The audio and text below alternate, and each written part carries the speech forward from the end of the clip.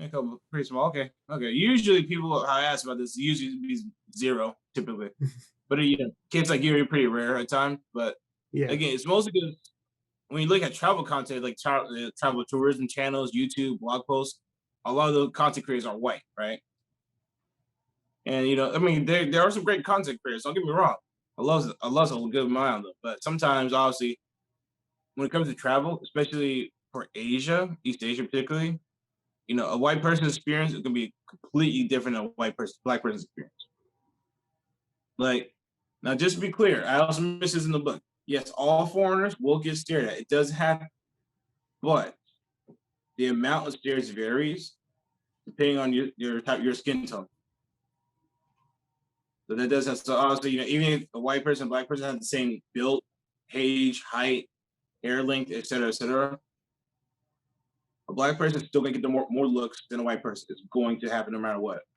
And so this book, I wanted to help those, especially the black community, who've never traveled before, especially with the black hole. You're seeing a lot more black travel, IG groups and stuff like that, Facebook groups, which is great. I love it.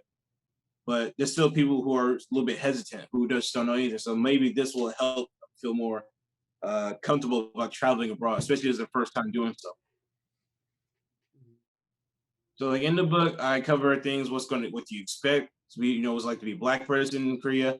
I also this time, I like my first book, I actually did a little Q&A section that asked other black people who live in Korea, and I had them tell their stories or like what's like to be black in Korea, their favorite city, things like that nature.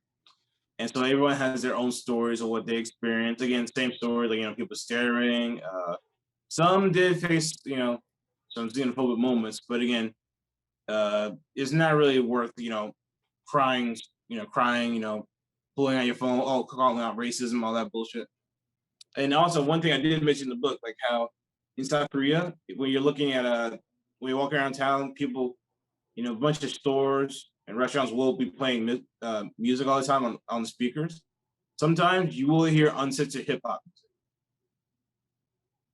Like, for example, you will hear WAP. I heard WAP be played before on the speakers.